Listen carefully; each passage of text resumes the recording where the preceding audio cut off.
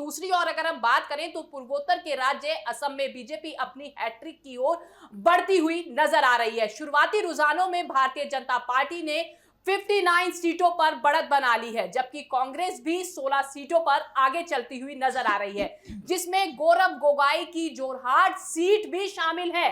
ज्यादातर exit poll का अनुमान है कि असम की 126 सदस्यीय विधानसभा में बीजेपी आसानी से बहुमत का 64 का आंकड़ा पार कर लेगी और अकेले दम पर 80 से अधिक सीटें जीती जा सकती है। अगर ये अनुमान सही साबित हो रहे हैं तो यह मुख्यमंत्री हेमंत बिस्वा शर्मा के नेतृत्व पर जनता की एक और बड़ी मोहर इस पर लगती हुई नजर आएगी। साथ ही असम की 35 जिलों में बनाए गए 40 मतगणना केंद्रों पर कड़ी सुरक्षा के बीच 722 उम्मीदवारों के साथ भाग्य का ये फैसला हो रहा है, जिसमें पहचान की राजनीति और कल्याणकारी योजनाओं का बड़ा प्रभाव देखा जा रहा है। तो आप अंदाजा लगा सकते हैं कि आज जो ये नतीजे आ रहे हैं, हालांकि अभी रुझान आने शुरू हुए हैं, शाम तक ये तस्वीर साफ होगी। वहीं विधानसभा चुनावों के साथ साथ सबकी नजरें महाराष्ट्र और गुजरात जैसे राज्यों में हुए उपचुनावों पर भी टिकी हुई नजर आ रही है।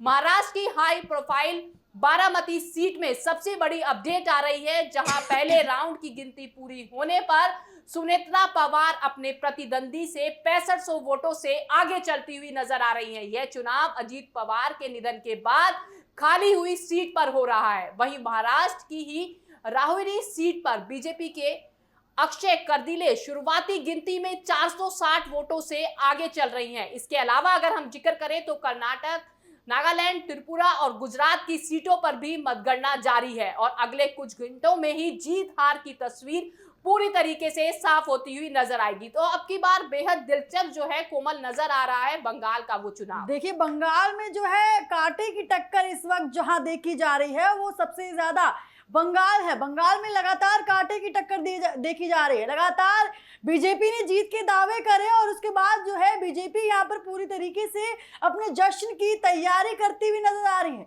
बीजेपी को इस वक्त जो है पूरा भरोसा, जिस तरीके से कहा जा सकता है कि इस वक्त बीजेपी को जो है पूर्ण भरोसा है कि कहीं ना कहीं जो जीत है वो बीजेपी के हाथों लगेगी। साफ तौर पर चुनाव के दौरान भी, चुनाव जब वोट प्रक्रिया चुनावी के दौरान जब रोड शो हुए थे उसके दौरान भी बीजेपी ने साफ तौर पर कह दिया था कि 4 मई के बाद बंगाल में बदलाव आने वाला है। लेकिन ऐसे में सवाल यही उठ रहा है बार बार, क्या इस बार 4 मई को जो आज क्या तस्वीरों में क्या साफ होगा, क्या बीजेपी जो है वो अपनी सरकार बना लेगी? ममता बनर्जी का जो किला है वो साफ हो जाएगा। लगातार बीजेपी के तमाम नेता यहाँ दावा कर रहे हैं। ममता बनर्जी भी जो है वो पीछे हटती नजर नहीं आ रही।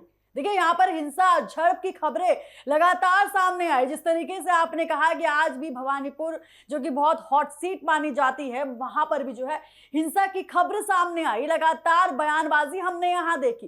देश के प्रधानमंत्री नरेंद्र मोदी जिस तरीके से बंगाल चुनाव में, जिस तरीके से उन्होंने अपना रोड शो करा, जिस तरीके से उन्होंने अपनी पूरी ताकत बंगाल चुनाव में झोंकी, जिस तरीके से झालमुड़ी वाला जो मुद्दा यहाँ पर गरमाया हुआ था, साफ तौर पर देखिए टीएमसी ने यहाँ पर इसका भी पलटवार किया था।